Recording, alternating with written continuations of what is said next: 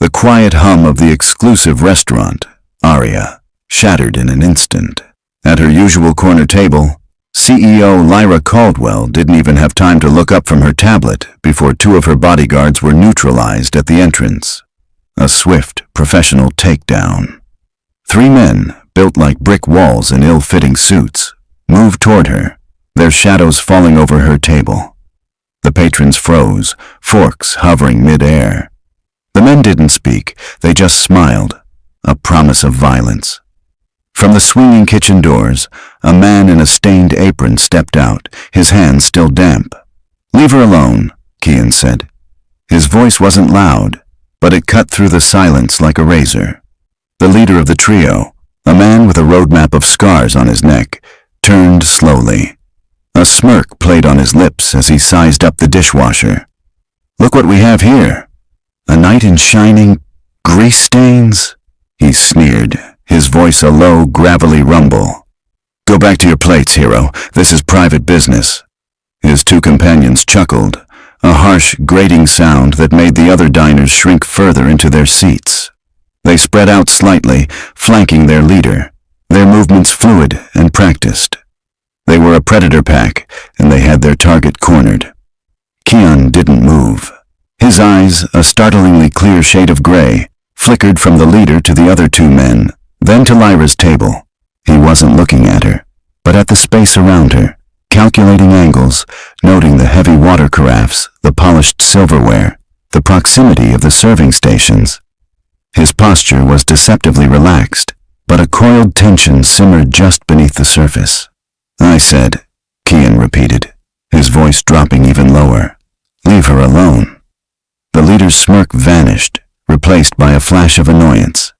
He was used to inspiring fear, not defiance from the kitchen staff. "You've got a lot of nerve, dishwasher. You have any idea who you're talking to?" He took a step forward. "This woman has an appointment with us. Now, for the last time, get out of the way before you get hurt." Instead of backing down, Kian took a deliberate step to his right, placing himself directly between the men and Lyra's table. He casually rested a hand on a stack of heavy, oversized ceramic dinner plates sitting on a nearby bussing cart. "That's not going to happen," Kian stated, the words hanging in the air like a final verdict. That was all the invitation the scarred man needed. With a guttural sigh of impatience, he lunged. He was fast, shockingly so for a man his size, but Kian was faster. In a single, fluid motion, he snatched the top plate from the stack and sent it spinning through the air like a discus. It wasn't aimed at the leader, but at the man to his left. The heavy plate caught the second man square in the temple with a sickening crack. He crumpled to the floor without a sound. Before the leader could even process what had happened, Kian had already launched a second plate. This one slammed into the third man's kneecap, eliciting a howl of pain as the joint buckled. The man stumbled, his forward momentum gone, his face a mask of shock and agony. The leader stopped dead in his tracks, his eyes wide with disbelief. He had expected a scuffle, a clumsy attempt at bravery. He had not expected this cold, calculated, and brutally efficient response. He looked from his two downed men to the dishwasher, who now held a third plate in his hand, his grip steady, his eyes like chips of ice. "Who the hell are you?" the leader growled, his confidence replaced by a dangerous wariness. Kian didn't answer. He dropped the third plate, letting it shatter on the marble floor. As the leader's eyes were instinctively drawn to the sound, Kian moved. He closed the distance between them in two long strides, grabbing a heavy cast-iron pan from a tableside service cart as he went. The leader swung a clumsy, powerful fist, aiming for Kian's head. Kian brought the pan up, blocking the blow with a loud clang of metal on bone. The man roared in pain, shaking his bruised knuckles. Kian didn't give him a moment to recover. He reversed his grip on the pan and slammed its flat side into the man's ribs. The air rushed out of the leader's lungs in a pained gasp. Staggering back, the scarred man reached inside his jacket, but Kian was already there. He drove his shoulder hard into the man's chest, pinning him against a decorative column. With his free hand, Kian grabbed the man's lapel and twisted, using the man's own momentum to spin him around and slam him face first into the pillar. The man grunted, dazed. In his desperation, he lashed out, his hand catching the thin silver chain around Kian's neck. The chain snapped. A small metallic object flew through the air, clattering onto the floor near Lyra's table. It was a pendant, a crudely broken half of a silver dollar, worn smooth with time. Lyra's world went silent. The sounds of the struggle, the gasps of the patrons, the distant wail of approaching sirens, it all faded away. Her eyes were locked on that piece of metal. It wasn't just a pendant. It was an impossibility. It was a ghost. Her breath hitched in her throat. She was no longer in a 5-star restaurant. She was in a sterile hospital room 6 years ago, sitting by her father's bed. She could smell the antiseptic, feel the thin, scratchy blanket under her fingers.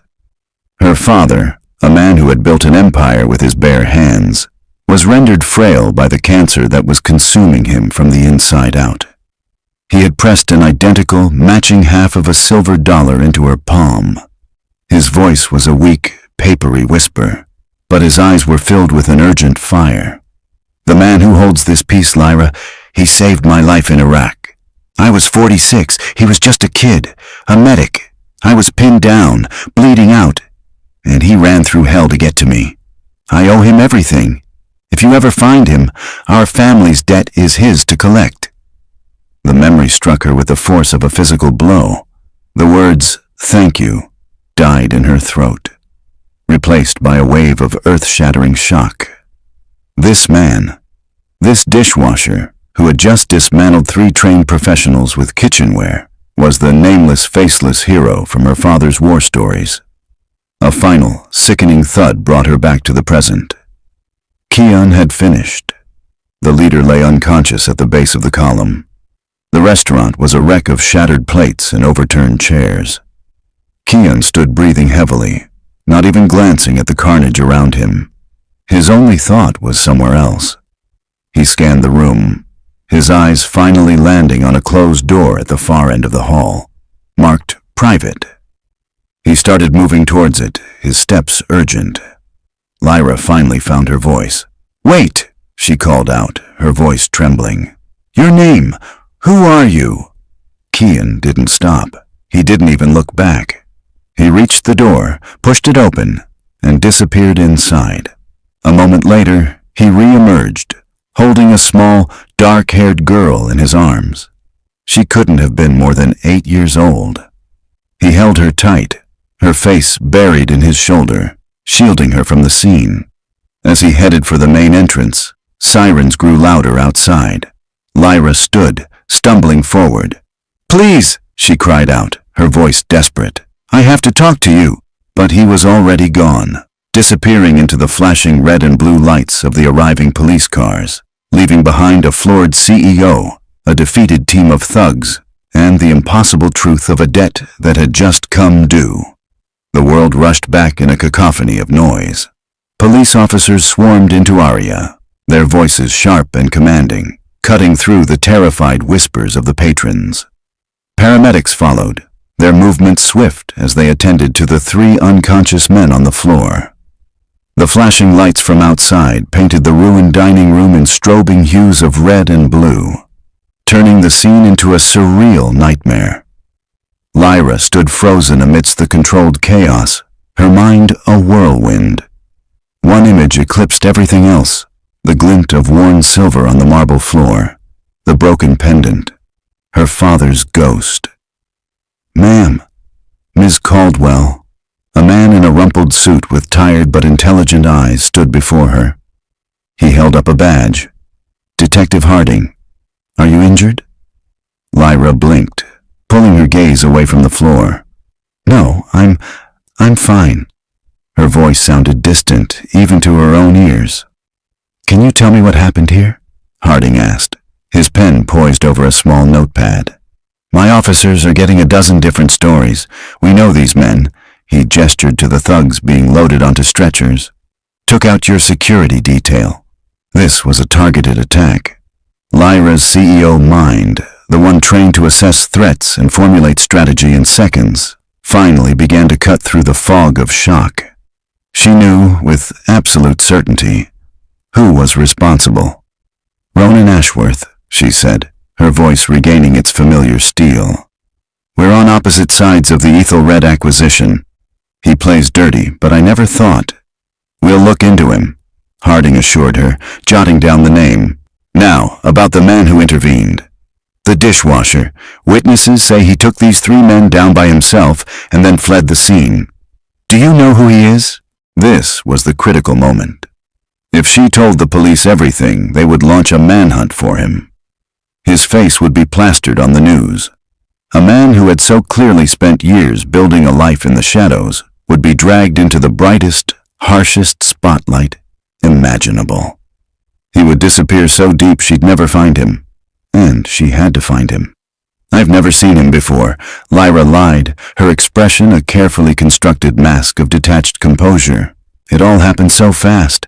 He was just a staff member who stepped in. I imagine he was terrified and ran as soon as he could. I don't even know his name." Harding looked at her, his gaze lingering for a moment too long. He was a good detective. He could sense the evasion. But she was Lyra Caldwell, a pillar of the city's business community. He had to tread carefully. "All right, Ms. Caldwell. We'll get his information from the restaurant's HR. We'll need to talk to him."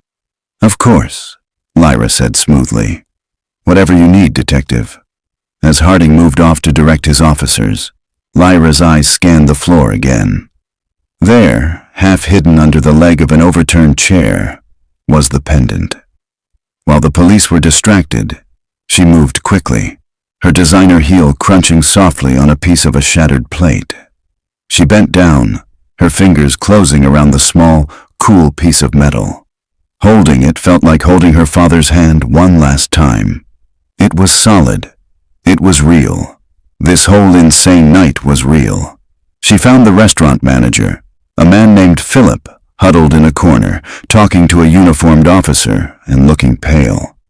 Lyra walked straight up to him. "Philip," she said, her voice leaving no room for argument. "I need the employee file for the dishwasher who was on duty tonight. I need it now." "Miss Caldwell, the police," he stammered. "The police are busy. You work for the restaurant. I am its best customer. Get me the file," she commanded, her tone dropping to an icy whisper. "This is not a request." Philip scurried away. A few minutes later, he returned with a thin manila folder and handed it to her with a trembling hand. Lyra opened it. The name on the top of a sparsely filled-out application form read, Kian Calder. There was an address that was probably years out of date and no phone number listed. It wasn't much, but it was a start. It was a name for her father's ghost. Miles away, the city lights blurred past the grimy window of a cross-town bus. Kian sat with his arm wrapped tightly around Chloe, who was curled into his side, fast asleep. Her small chest rose and fell in a steady rhythm against his ribs. He watched her, his expression a mixture of fierce love and raw fear. The adrenaline from the fight had long since faded, leaving behind a cold, heavy dread. He had broken his one cardinal rule. He had been seen. For 8 years, ever since Chloe was born and her mother was gone, his entire existence had been engineered around one principle: stay invisible. Work quiet jobs, pay in cash, leave no trail. Keep his daughters safe from a world that had taught him that violence was a language everyone eventually learned to speak. Tonight, he hadn't just been seen. He had created a spectacle. He had put himself on the radar of powerful, dangerous people. People like Ronan Ashworth, a name he'd heard whispered by the chefs in the kitchen when they talked about the restaurant's most influential patrons. He knew who Lyra Caldwell was, and he knew an attack like that wasn't random. "Daddy?" Chloe's voice was a sleepy murmur. "Are we going home?" Kian stroked her hair, smoothing it back from her forehead. "Yes, sweetie, we're going home." "Were those bad men?" she asked, her eyes still closed. Kian's throat tightened. How could he explain the complexities of corporate warfare of greed and ruthlessness to an 8-year-old. Yeah, he said softly. They were. But you stopped them, she said, a note of simple, unwavering faith in her voice. You were like a superhero. A bitter smile touched Kian's lips. Not a superhero, Chloe. Just a guy who washes dishes. He looked back out the window. He knew they couldn't go back to their small apartment. Not tonight. Maybe not ever. The men who had attacked Lyra Caldwell would not take their defeat lying down. Their employer would want to know who had interfered. They would look for the dishwasher. And when they came looking, Kian knew he couldn't protect Chloe with just plates and pans. His quiet life had been shattered, and the echoes of that shattering were coming for them. He held his daughter tighter, the weight of the future pressing down on him like a physical force. Lyra's penthouse was a silent sanctuary of glass and steel suspended high above the sprawling city. The chaos of the restaurant felt a world away, yet the scent of fear and violence still clung to her clothes. She stood in the center of her cavernous living room, the city lights twinkling below like a distant galaxy. On the marble coffee table in front of her sat two objects, a thin employee file and a small broken piece of a silver dollar. Her hands trembled slightly as she picked up her phone. She didn't call the police. She didn't call her board of directors. She called the one man she trusted with the impossible. Quinn, she said the moment he answered, dispensing with pleasantries. I need you. On my way, the voice on the other end replied, calm and immediate. Quinn had been her father's head of security, and now he was hers. He was a man of few words and absolute loyalty. 15 minutes later, he stood before her, his expression unreadable as she recounted the night's events. She left out the personal connection, the story of the pendant. For now, that was hers alone. She simply framed Kian as a brave man who had saved her life and whom she now needed to find before her enemies did. His name is Kian Calder, she said, sliding the file across the table. The address is probably a dead end, but it's all we have. I need you to find him, Quinn. Find him, but do not approach him. Do not let him know he's been found. Just find out where he is and who he is. I need to know everything. And Ronan Ashworth? Quinn asked, his gaze sharp. He'll make another move, Lyra said, her voice hard. And when he does, I want to be ready. But first, find Kian Calder. Quinn nodded once, took the file, and melted back into the night as silently as he had arrived. Alone again, Lyra walked to a discreet panel in her study wall. Behind it was a safe. From a velvet-lined box, she retrieved the other half of the silver dollar. Her father's half.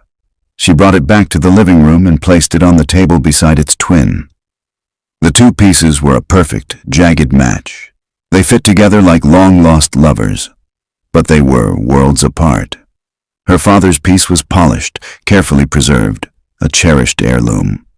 Kian's was battered and scratched, the silver dulled from years of constant, hidden wear against his skin. It was the story of their lives in two pieces of metal.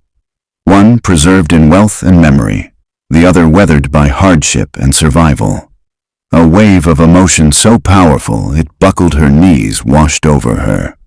She sank onto the sofa, her eyes fixed on the two halves, her resolve hardening into something unbreakable.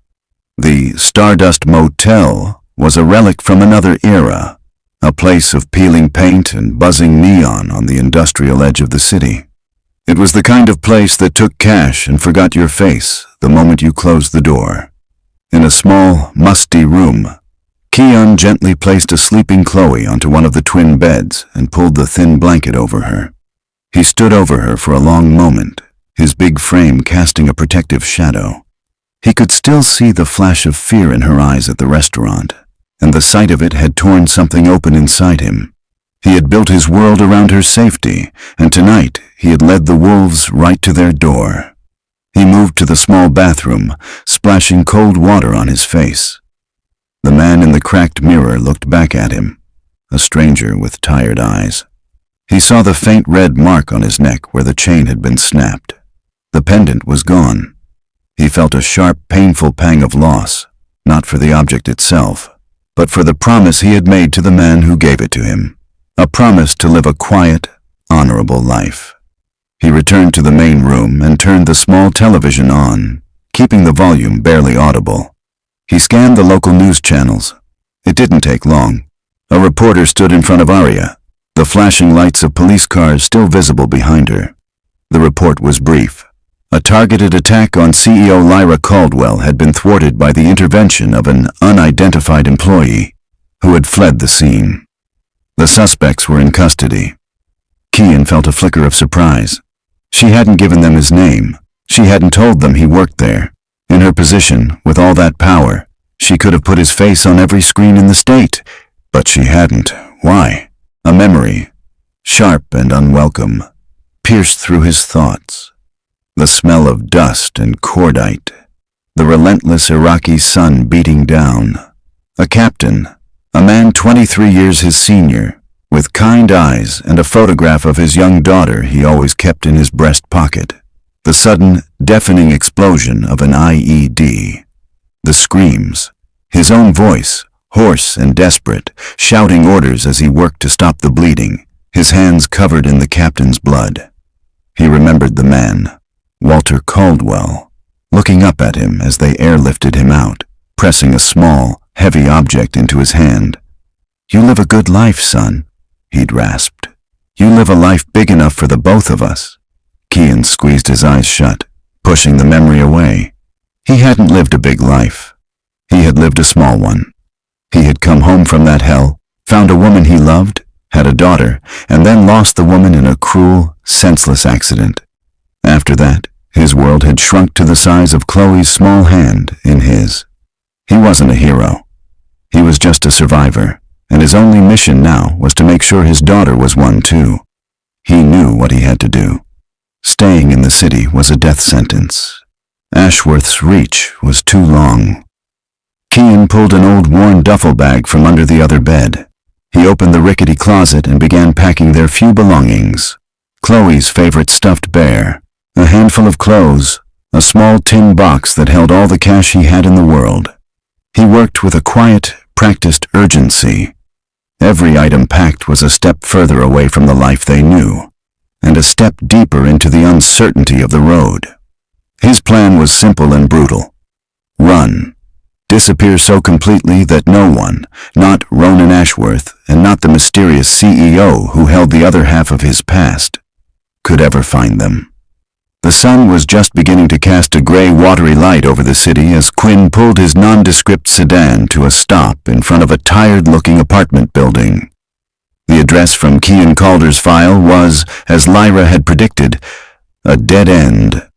The building's super, a gruff man, nursing a morning coffee, confirmed that a man and his little girl matching Kian and Chloe's description had moved out over a year ago. "Quiet guy," the super grunted, looking Quinn over with suspicious eyes. "Always paid his rent in cash a few days early. Kept to himself. Left the place cleaner than he found it.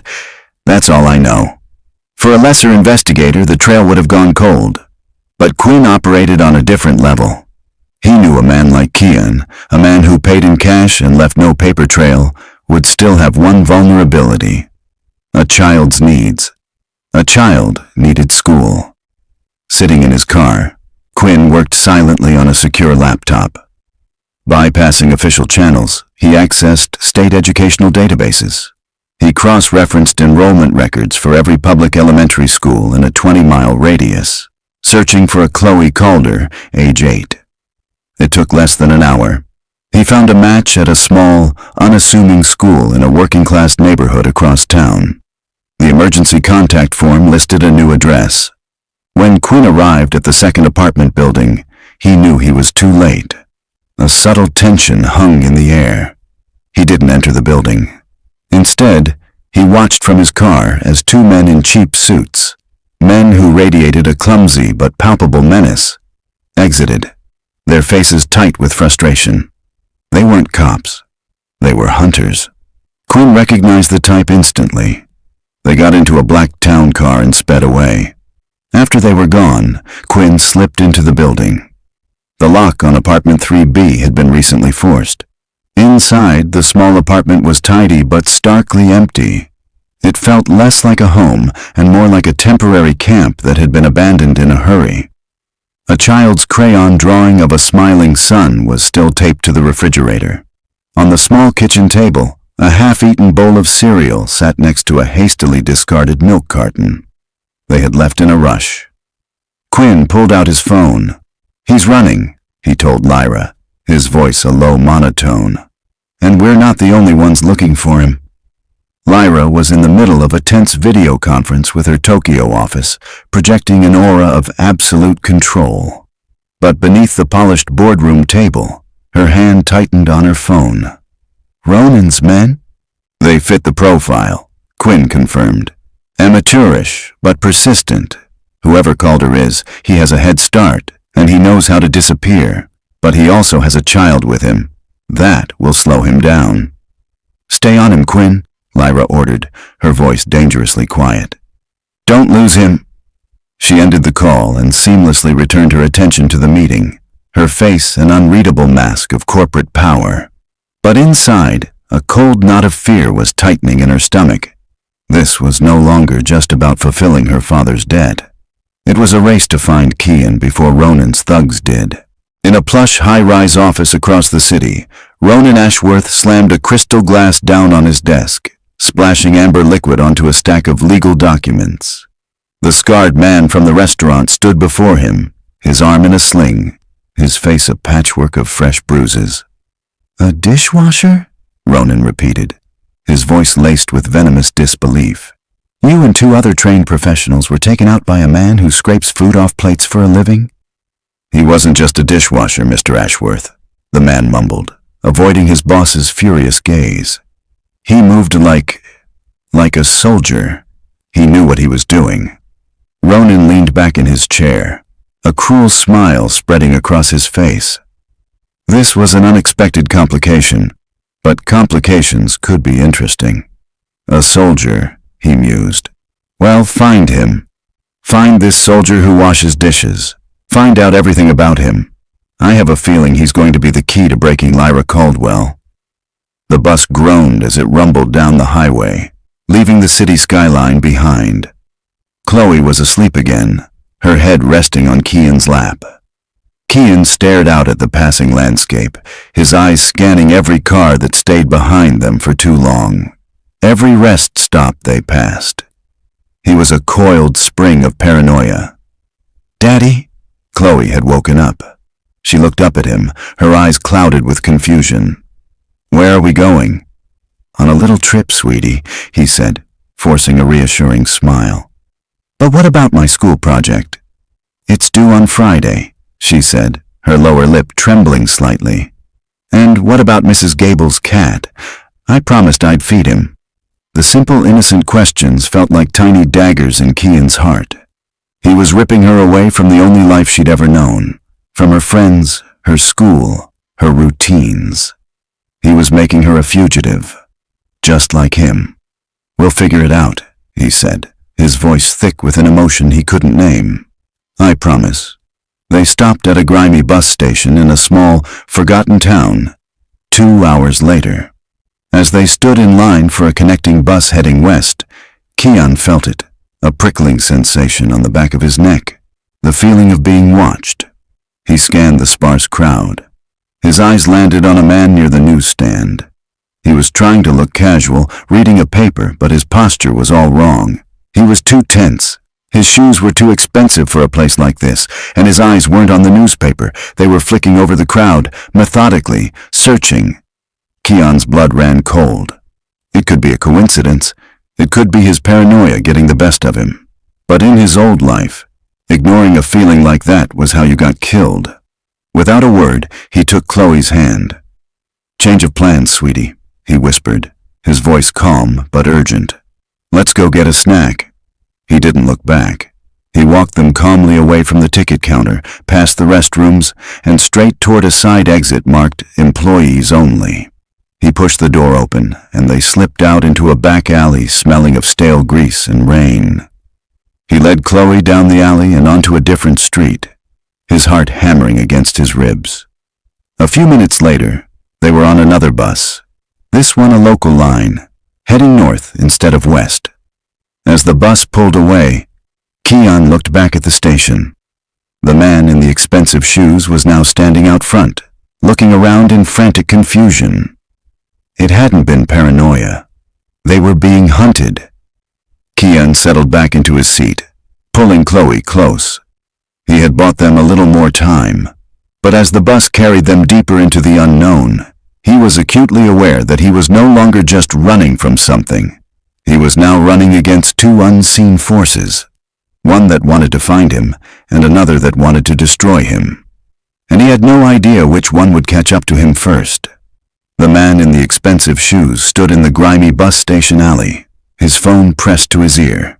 "He's gone," he said, his voice tight with the fear of reporting failure. "He spotted me." Vanished.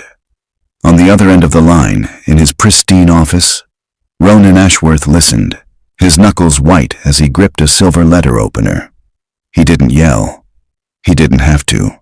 His silence was more terrifying than any threat. "So," Ronan finally said, his voice a silky, dangerous purr. "The rabbit is not only fast, he's clever. This is becoming more entertaining than I anticipated." He hung up the phone and swiveled his chair to face a different man, a technician sitting at a temporary computer terminal, humming quietly in the corner. "Forget the physical approach for now. It's too clumsy. I want a digital dragnet. Hire the best data miners money can buy. I want to know every time the name Kian Calder or Chloe Calder is used anywhere on the internet. Credit card applications, pharmacy records, social media mentions, DMV searches. I want to know if he so much as Googles the price of a bus ticket. This man is a ghost? Fine. Let's see how long a ghost can survive in the modern world." Back in Lyra's penthouse, a similar strategic shift was underway. Quinn stood before a large interactive map of the northeastern United States, his expression grim. "He's gone completely dark, Lyra. No phone, no credit cards, no digital trail of any kind. He's either a ghost or he's been taught by them." Lyra paced in front of the window, the two halves of the pendant sitting on her desk like a silent challenge. Frustration gnawed at her. She was a woman who could bend global markets to her will, but she couldn't find one man. "So we just wait? We wait for Ronan's men to stumble upon him?" "A man like Calder isn't stumbling," Quinn said. "He's moving with purpose. The problem is, we're thinking like us. We're looking for him in our world. We need to start thinking like him." Lyra stopped pacing, her gaze falling on the pendant. She remembered a story her father had told her years ago, after a business deal had gone sour and he'd had to retreat to their old family lake house. "Sometimes, Lyra," he'd said, "when the jungle is full of predators, you don't run to a different part of the jungle. You climb the tallest, loneliest tree you can find, so you can see them coming long before they see you." A thought sparked in her mind. "He's not running aimlessly," she said, her voice filled with newfound certainty. "He's running to somewhere, a place where he can see trouble coming." She turned to Quinn, her eyes alight. "Stop looking for where he is. Start looking for where he's from. Dig into his military service. Find out who his friends were, where his unit was based. Did his family own any property? An old hunting cabin? A forgotten piece of land? Stop chasing his shadow, Quinn. Find his roots." 300 miles north, the bus finally hissed to a stop in a town called Havenwood. It wasn't so much a town as a single main street carved into a dense, endless forest of pine and maple. The air was crisp and clean, a world away from the city's smog. This was the kind of place people came to lose themselves. Kian led Chloe off the bus, his duffel bag slung over his shoulder. He moved with a quiet purpose, his eyes taking in the layout of the small town. The single grocery store, the diner, the hardware shop. He found what he was looking for at the end of the street. A small, hand-painted sign that read, "Cabins for rent. Weekly, monthly." The owner was a wiry old man named Silas with a face like a road map and hands like gnarled oak. He looked Kian and Chloe up and down, his gaze lingering on the exhaustion in Kian's eyes. He didn't ask for ID. He didn't ask for a credit card. He just took the wad of cash Kian offered him and handed over a rusty key. "Cabin 4, Silas said, pointing up a dirt track that disappeared into the woods. "Wood stove for heat, well for water. Don't cause trouble." The cabin was little more than a single room with a small kitchen and a loft for sleeping. But it was clean, and most importantly, it was isolated. It was defensible. For the first time in days, Kian felt a sliver of the tension in his shoulders begin to ease. Chloe, seeing the woods and the small creek burbling nearby, forgot her fear and her sadness. To her, this was a grand adventure. "Can we build a fort, Daddy?" she asked, her eyes wide with excitement. "We sure can, sweetie," Kian said, a genuine smile touching his lips for the first time since the night at Aria. For a few days, they found a fragile peace. They built a fort out of fallen branches. They skipped stones in the creek. Kian taught her how to identify different bird calls. He tried to build a small bubble of normalcy for her, a fortress of fatherly love against the darkness he knew was circling. But every night, after she was asleep in the loft, he would walk the perimeter of the cabin, checking sight lines, listening to the sounds of the forest, his soldier's mind never truly at rest. The peace was shattered on the 5th morning. Kian was making pancakes when he glanced at the small orange prescription bottle sitting on the counter. Chloe's heart medication.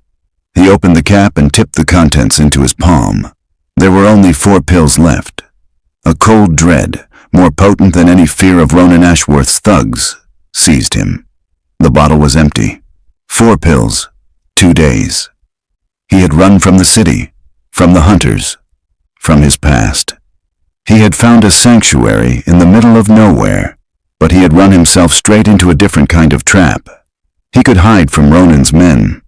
He could hide from Lyra Caldwell, but he couldn't hide from his daughter's illness. To get a refill, he would need a doctor's visit, a new prescription sent to a local pharmacy. He would have to use his real name. He would have to create a paper trail. He would have to step out of the shadows and announce his presence to the world. He looked at the 4 small pills in his hand, then up at the loft where his daughter was sleeping peacefully. He had escaped one hunt, only to be cornered by a far more relentless one. Time. The 4 small pills on the cabin's rough-hewn table felt like a death sentence. Kian stared at them, his mind racing through a dozen desperate, dangerous scenarios. The local clinic in Havenwood was out of the question. In a town this small, a stranger asking for a specialized pediatric heart medication would become the subject of gossip before he even left the parking lot. Anonymity was his only shield, and in Havenwood, he had none. He had to move. Not run, not again. He had to make a surgical strike into the world he'd abandoned. He found a map at the town's small gas station. A city, Northwood, was a 40-mile drive away. It was big enough to have an emergency room, multiple pharmacies, and a population that wouldn't look twice at a new face. It was his best and only shot. He knelt beside Chloe, who was busy drawing a picture of a family of bears in front of their cabin. "Hey, sweetie," he said, forcing his voice to sound light. "Daddy has to go to a bigger town to get some supplies. It's a bit of a drive. I need you to be a brave big girl and stay here and hold down the fort. Can you do that for me?" She looked up, her crayon pausing mid-stroke. She was only 8, but she had her father's observant eyes. She could sense the tension humming beneath his calm exterior. "Will you be back for dinner?" she asked, her voice small. "I'll be back before you know it," he promised, kissing her forehead. "Lock the door behind me. Don't open it for anyone. Understand?" She nodded solemnly. "Be safe, Daddy." The words echoed in his ears as he drove away in the beat-up pickup truck he'd bought from Silas. Every mile he put between himself and the cabin felt like a mile of his daughter's safety, unraveling. In her penthouse, Lyra was looking at a different kind of map. Quinn had spent the last 2 days buried in archives, and he'd finally found a crack in Kian Calder's wall of anonymity. "His military file is heavily redacted," Quinn explained, pointing to a highlighted section on a screen. But I found this. A commendation letter written and filed by your father. Lyra leaned closer. Her father's signature was a familiar, painful sight. Quinn continued. Walter praises Calder's bravery during an ambush. But it's this part that matters. He mentions Calder's unique value to the unit, citing his background growing up in the rugged Appalachian wilderness of Pennsylvania, and his preternatural tracking and survival skills. He wasn't just a medic. He was their guide. Quinn swiped the screen, and a topographical map of Pennsylvania replaced the document. He circled a large, dense region of mountains and forests. If I were him, and I needed to disappear, this is where I'd go. Back to the terrain I know better than anyone. He began to zoom in, highlighting small, isolated towns nestled deep in the green expanse. Towns with names like Hemlock Creek, Stone Valley, and Havenwood. It's a long shot, Quinn admitted, but it's the first lead that feels right. Go there, Lyra said without hesitation. Start with Havenwood. But Quinn, be careful. If he even thinks he's being followed, he will vanish, and this time we'll never find him. Observe only. The urgent care clinic in Northwood was a chaotic symphony of coughs, crying children, and the monotonous drone of a daytime television show. It was perfectly, blessedly anonymous. Kian filled out the paperwork, his hand steady, but his heart pounding a frantic rhythm against his ribs. He used his real name and handed over the tattered copy of Chloe's medical records he always carried with him. He was just another worried father in a room full of them. The doctor was young, overworked, and barely looked up from his chart.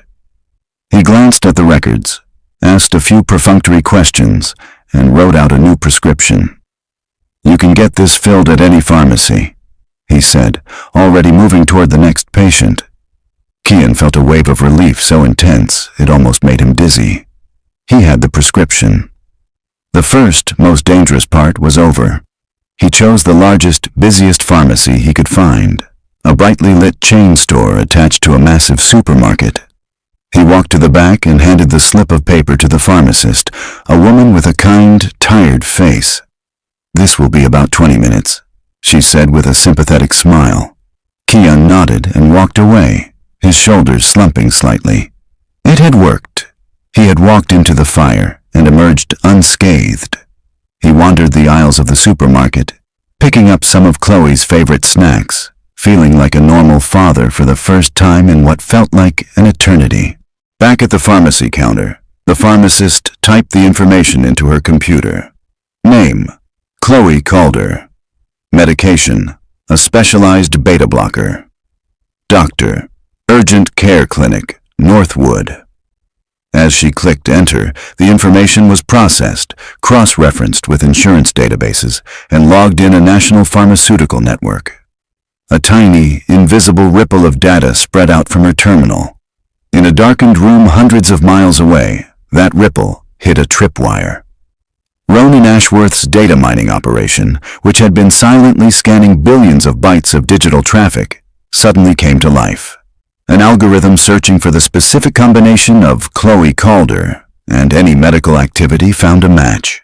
An alarm, a quiet but insistent chime, echoed through the room. A young technician stared at his screen, his eyes wide. He turned to his supervisor. "Sir," he said, his voice barely a whisper, "we've got a hit." He pointed to the flashing red line on his monitor. Prescription filled.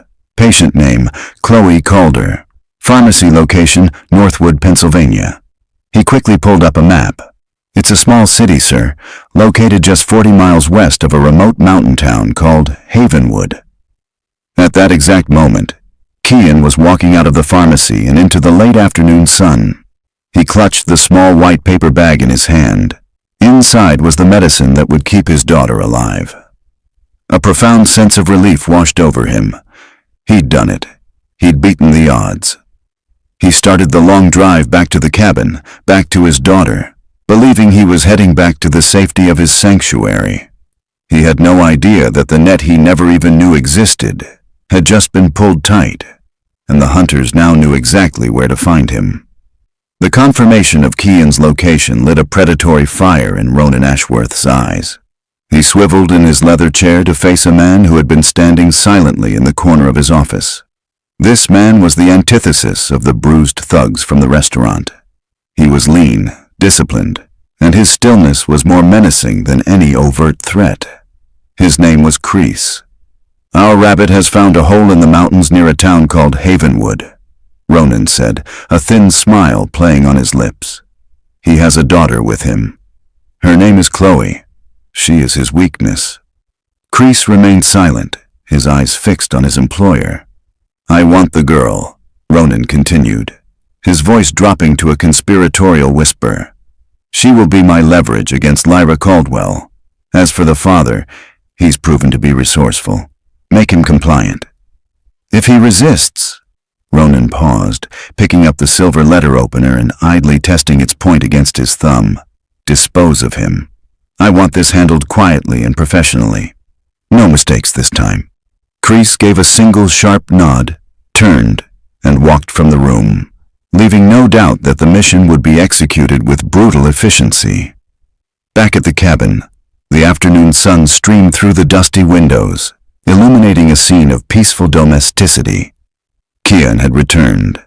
The small white bag from the pharmacy sat on the counter, a symbol of a crisis averted. Chloe chattered happily as she ate the chocolate bar he'd brought her, telling him all about the squirrels she'd made friends with while he was gone. For a few precious hours, Kian allowed himself to believe they were safe. The fear that had been his constant companion for days receded, replaced by the simple, profound joy of watching his daughter laugh. The remote wilderness felt like a fortress, its ancient trees standing guard over their small sanctuary. At that same moment, a dusty pickup truck that looked like it belonged to a local fisherman rolled into Havenwood. At the wheel, Quinn looked nothing like a high-level security operative. In a faded flannel shirt and a baseball cap, he blended in perfectly. He parked near the general store and went inside, buying a coffee and a local newspaper. He didn't ask questions. He listened. It didn't take long. Small towns run on gossip. He overheard the store owner talking to a customer about the newcomer who'd rented Silas's old cabin. "Just him and a little girl. Pays in cash. Keeps to himself. Seems decent enough, I suppose." Quinn finished his coffee, a flicker of satisfaction in his eyes. Lyra's hunch had been right. He got back in his truck and drove slowly toward the dirt track that led up into the woods, parking a discreet distance away before continuing on foot. He moved through the forest with a practiced silence, finding a high vantage point that gave him a clear, concealed view of Cabin 4. He saw the smoke curling from the chimney. He saw the silhouette of a man and a child moving inside. He settled in to observe, just as he'd been ordered. As dusk began to settle over the forest, a profound and unnatural quiet fell. The chirping of the crickets ceased. The birds went silent. It was a silence Kian knew all too well. It was the silence of a hunter stalking its prey. He was on his feet in an instant, his body rigid with tension. He moved to the window, peering through a tiny gap in the curtains. The woods were dark, a wall of impenetrable shadow. But he could feel it. They were out there. "Chloe," he said, his voice a low, urgent whisper that cut through the quiet cabin. "Wake up, sweetie. We're going to play a game. The quiet game, okay? You have to be very, very still and do exactly what I say." Chloe's sleepy eyes fluttered open, widening with fear as she saw the look on her father's face. She nodded, her small body trembling. Kian swiftly helped her put on her shoes and jacket. He grabbed his duffel bag, the one that was always kept packed, and slung it over his shoulder. He was moving toward the back door, a pre-planned escape route that led deeper into the woods, when he heard it. The faint but unmistakable crunch of a boot on a dry twig just outside the front of the cabin. They were close. Too close. From his perch on the ridge, Quinn watched in horror through a pair of night vision binoculars. A team of 4 men, clad in black tactical gear and armed with suppressed rifles, was moving in on the cabin. They moved with the silent, deadly grace of professionals. This wasn't a clumsy intimidation tactic. This was an abduction, or an execution. His orders were clear. Observe only. Making contact could ruin everything Lyra was trying to build. It could destroy any chance of gaining Kian's trust. But as he watched the lead operative reach the cabin door, preparing to breach, the image of the small child's drawing on Kian's empty refrigerator flashed in his mind. His duty warred with his conscience. His loyalty to Lyra warred with the basic human instinct to protect an innocent child from monsters. Inside the cabin, Kian pushed Chloe behind him, his hand grabbing the heaviest thing he could find, the cast-iron skillet from the stove. He was a soldier, but he was armed with nothing but kitchenware against a team of trained killers. He stood between his daughter and the door, his body a human shield, his heart pounding a frantic drumbeat of terror and resolve. Outside, the lead operative raised his hand, signaling the breach. On the ridge, Quinn raised his rifle, the cabin's front door centered in his crosshairs. He had seconds to make a choice that would change everything. The forest held its breath, waiting for the first shot. The forest's breath was a silent, frozen prayer. Inside the cabin, Kian braced for the splintering crash of the door. On the ridge, Quinn's finger tightened on the trigger. The operative in the lead, Kreese, gave the silent signal to breach. In that sliver of a second before the world exploded, Quinn made his choice. A single, deafening crack echoed through the mountains. It wasn't the sound of a door breaking. It was the sharp, authoritative report of a high-powered sniper rifle.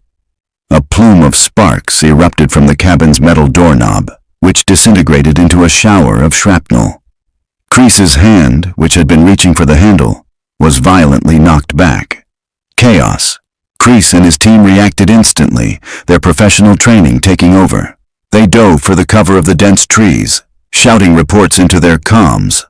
"Contact! Sniper! Unknown position!" They were expecting a cornered rabbit, not a tiger on the ridge. For Kian, the sound of that rifle was a thunderclap of violent opportunity. He didn't know who was firing or why, but he knew a God-sent distraction when he heard one. "Now, Chloe," he whispered, and in one swift motion, he used the skillet to shatter the rear window of the cabin.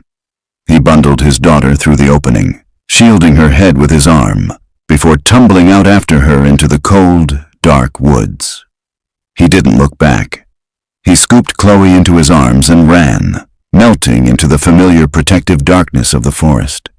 His feet, bare of any boot, barely made a sound on the pine needles.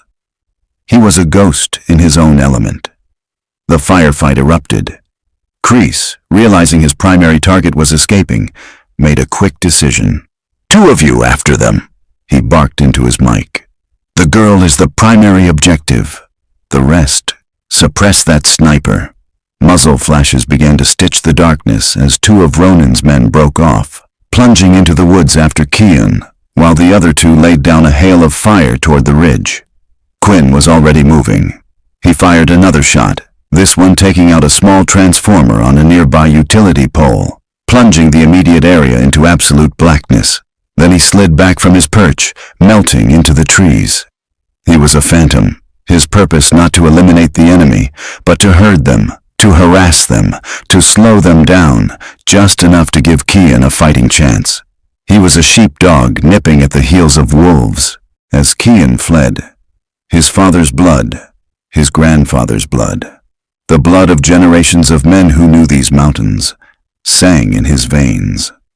He scrambled down a steep embankment, using a shallow creek to mask his tracks, the freezing water a shocking jolt to his system. He held Chloe tight, her small body trembling with cold and fear, her face buried in his neck.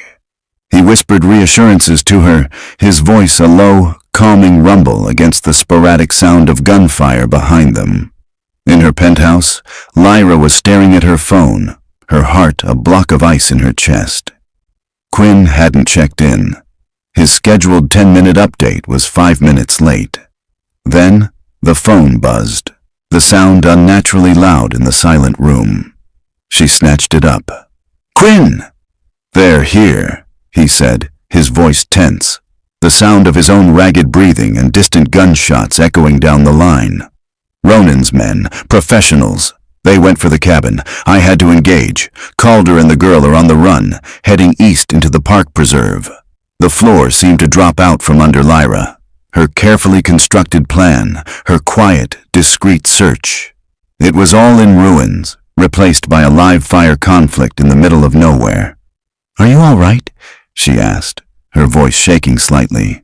"I'm fine for now," he said. "But they're being hunted, Lyra. I can slow them down, but I can't stop them all, not alone." A fire ignited in Lyra's gut, burning away the last of her fear and replacing it with a cold, hard ray. She was done waiting. She was done observing. These were her father's people. They were her people. "Your orders have changed," she said, her voice ringing with an authority that would have made her father proud. "Keep them alive. Whatever it takes. I'm on my way." She hung up before Quinn could reply. She strode to her closet, past the rows of designer dresses and suits, and pulled out a pair of rugged jeans and hiking boots she hadn't worn in years. She grabbed her car keys and the two halves of the silver pendant from her desk. She was no longer a CEO watching from a glass tower. She was the daughter of Walter Caldwell, and she was going to war. Deep in the woods, Kian had finally put some distance between himself and his pursuers. He found a small rock outcropping, a shallow overhang that offered minimal but welcome cover. He slid to the ground, pulling Chloe into his lap, wrapping her in his own jacket. "It's okay, sweetie," he murmured, his voice hoarse. "It's okay. We're safe for now." He tried to make sense of the chaos. Who was the shooter on the ridge? An enemy of Ronan Ashworth? A cop who had stumbled upon the scene? He had no answers. He was adrift in a sea of violence, his only compass the need to protect the small, shivering child in his arms. Meanwhile, Kreese had regrouped with one of his men near the now empty cabin. The sniper had vanished. His other two men were still in the woods, chasing shadows. He was furious. His clean, simple operation had devolved into a chaotic mess. He keyed his comm. "All teams, new directive," he said, his voice like ice. "The father is a secondary target. He is a distraction. The client wants the girl. Find her, take her, and if you have to, burn this forest to the ground."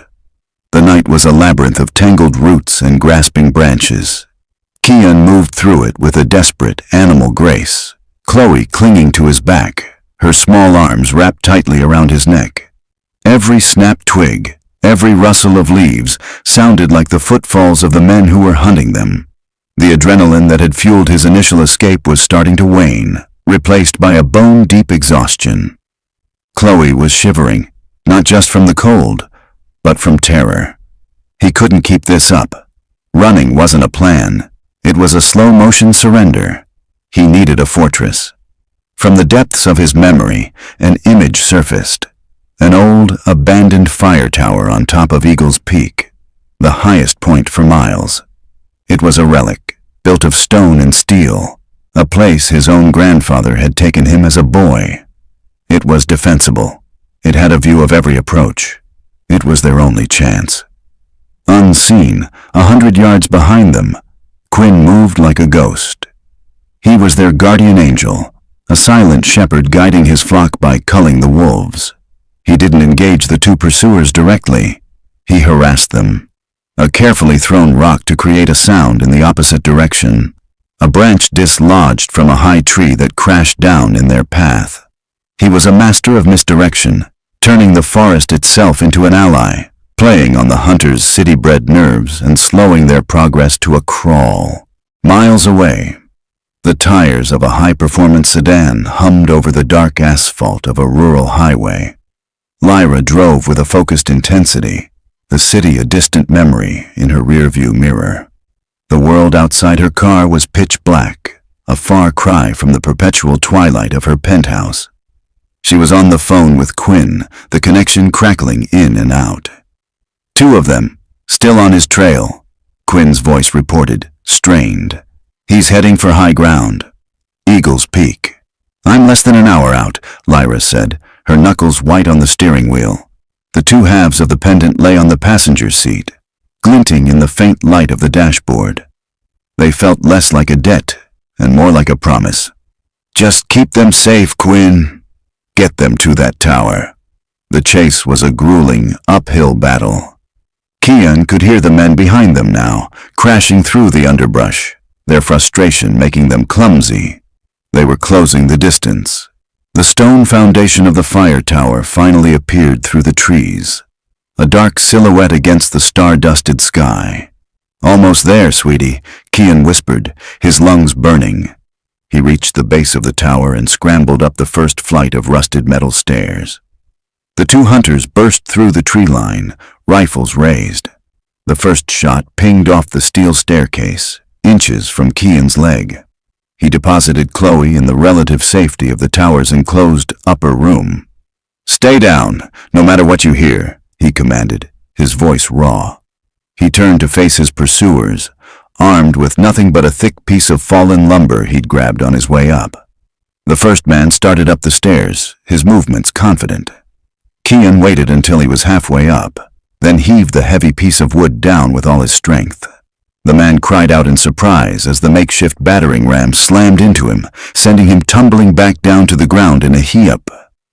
The second man was smarter. He stayed at the base, firing up at the cabin, forcing Kian to take cover. The plan was simple, pin him down until his partner recovered. But they had forgotten about the ghost on the ridge. From the shadows of the forest, Quinn emerged. He moved with a brutal, silent efficiency. The second hunter, so focused on the tower, never even heard him coming. Quinn disarmed him with a series of swift, precise strikes, ending with a chokehold that left the man unconscious on the ground. The first hunter, just beginning to stir, met a similar fate. The entire confrontation was over in less than 10 seconds. Up in the tower, the shooting stopped. The sudden silence was more unnerving than the noise. Kian peered down from the catwalk, his heart pounding. He saw the two hunters lying motionless on the ground, and he saw a third man standing over them, the man from the ridge, his savior. Slowly, the man looked up, his face illuminated by the faint moonlight. He wasn't a cop. He wasn't a soldier. He was something else. Kian held his ground as the man began to climb the stairs, his movement steady and non-threatening. When he reached the top, he stopped a respectful distance away. He wasn't even breathing heavily. "Who are you?" Kian demanded, his voice a low growl, his grip on his makeshift club still tight. The man looked from Kian's fierce protective stance to the closed door of the cabin, where he knew the child was hiding. "You're a hard man to find, Calder," he said, his voice calm and even. "That's the point," Kian shot back. "You've been following me. You fired that shot at the cabin. Who are you working for?" Quinn didn't raise his hands. He didn't make any sudden moves. He simply reached into his jacket pocket. Kian tensed, ready for a weapon. But what Quinn pulled out was a phone. He tapped the screen, and it lit up with a photograph. It was a picture of the two broken halves of the silver pendant lying side by side. Kian's breath caught in his throat. He stared at the image, his mind struggling to comprehend. "My name is Quinn," the man said, his voice softening almost imperceptibly. "I work for Lyra Caldwell. She sent me to find you." He paused, letting the words sink in. "She's on her way here now." The makeshift club slipped from Kian's numb fingers, clattering onto the metal catwalk.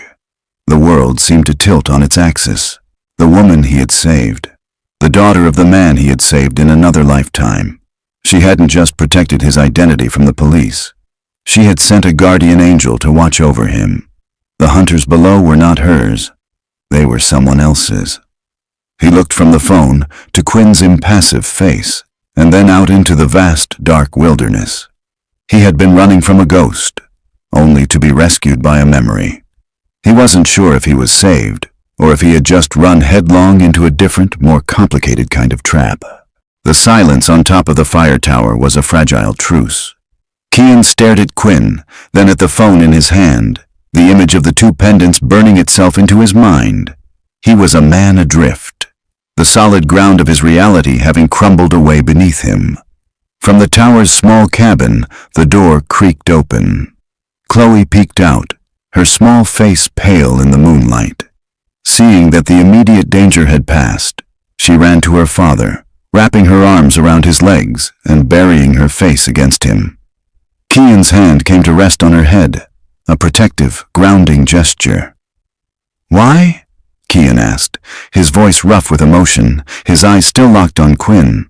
"Why would she do all this?" "It's about a debt," Quinn answered simply. "One she feels is long overdue." As if summoned by his words, a new sound drifted up from the base of the mountain, the crunch of tires on the dirt track. A few minutes later, a figure emerged from the tree line and began to climb the metal stairs. It was Lyra. She looked out of place in her rugged clothes, yet she climbed with an unshakable determination. When she reached the top, her eyes met Kian's. All the power, all the corporate armor she wore like a second skin, was gone. In her eyes, Kian saw not a billionaire CEO, but the grieving daughter of a man he once knew. She stopped before him, her gaze falling to the small girl clinging to his side. Her expression softened. Then she held out her hand. In her palm lay the two halves of the silver dollar. "This is yours, I believe," she said, her voice steady despite the tremor she felt inside. She offered him his battered half. "My father told me what you did." He never forgot. Neither did I. Kian looked at the piece of metal but didn't take it. "I want to settle the debt," Lyra continued, falling back on the language she knew best, the language of transactions. "I'll give you anything you want. A house, money, a new life anywhere in the world. You and Chloe will never have to worry about anything again. Just name it." It was the offer of a lifetime. It was the solution to every problem that had haunted him for years. And he refused it. "I don't want your money," Kian said, his voice quiet but firm. He finally looked her directly in the eye. "Your father was a good man, a brave man. What I did for him, it was my duty. There was no debt." He pulled Chloe closer. "This is my life. This is all I want. I don't want your world." His words struck Lyra with more force than any physical blow. She finally understood. The debt her father spoke of wasn't financial. It couldn't be settled with a wire transfer. It was a debt of honor, of family, of life itself. Her father hadn't wanted her to pay Kian off. He had wanted her to understand the value of a man who would risk everything for a stranger, to recognize that kind of worth, and to protect it. "You're right," she whispered, her throat tight. "But my world isn't done with you." Quinn stepped forward. "She's right, Calder. Ronan Ashworth now knows who you are. The men we took down tonight are just pawns. He will send more. He will not stop until he has what he wants. And what he wants is leverage against Lyra. He wants your daughter." The cold, hard truth of it settled over Kian. He could run, but for how long?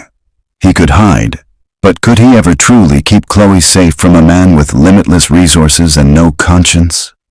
Running wasn't a life. It was a cage. Lyra looked at him, her expression shifting from one of gratitude to one of fierce partnership. "You said you don't want my world," she said, her voice ringing with new strength. "But Ronan Ashworth has dragged you into it. You can't protect Chloe from him alone, and I can't fight him without someone I can truly trust." She took a step closer. "Help me stop him," she urged. "Not for a debt, not for money, for our families, for your daughter's future. The best way to disappear is to eliminate the person who's looking for you." Kian looked down at his daughter. He saw her terrified eyes in the cabin, her shivering form in the cold creek, her small hand clutching his as they ran. Lyra was right. The only way to stop running was to stop the hunter. He gave a slow, deliberate nod. The war that followed was not fought with guns in a forest, but with data, strategy, and relentless pressure in the glass towers of the city.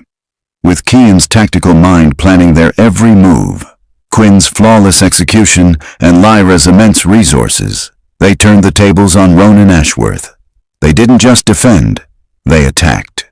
They leaked evidence of his corporate espionage to the press, provided anonymous tips to federal investigators about his financial crimes, and systematically dismantled his empire from the inside out. 3 months later, Ronan Ashworth was arrested, his company in ruins, his name a permanent stain. The threat was over. 6 months after that, the late afternoon sun cast a golden glow over a city park. Chloe, now 9 years old, laughed as she flew down a slide, her cheeks rosy with health. She was enrolled in the best school in the city, her heart condition managed by the best doctors. She lived in a world without shadows. At a nearby bench, Kian watched her, a relaxed, easy smile on his face. He no longer looked over his shoulder. He was the head of Lyra Caldwell's personal and corporate security, a title he had accepted on his own terms, with weekends off, and a strict rule that he was never to miss a school play or a parent-teacher conference. Lyra sat beside him, not as a client, but as a friend, a family. They weren't a couple, not in the traditional sense. They were something quieter, stronger. They were two survivors who had found a common harbor. "She seems happy," Lyra said softly. "We both are," Kian replied, his gratitude a quiet, constant presence between them. In Lyra's office, on the highest floor of the Caldwell Tower, a small object sat on her desk, displayed in a simple glass case. A silversmith had meticulously fused the two broken halves of the silver dollar back together. The jagged seam was still visible, a reminder of the two different worlds that had violently collided and the unbreakable bond that had been forged in the fire. If you're hearing this, it means you stayed to the very end. Thank you. That honestly means the world to me. I really hope you got something out of it. Maybe a new way of looking at things, a moment of peace, or just a good escape from the everyday. If you did, I'd genuinely love to hear about it in the comments. You see, we're on a mission here, to prove that deep, meaningful stories still have a place in this world. When you subscribe, it's like you're telling us, keep going. When you hit that like button, you're giving the story a little push so it can find the next person who might need it. Don't forget those notifications so you know when the next one is ready. From me to you, thank you for being here. Carry the best parts of this one with you.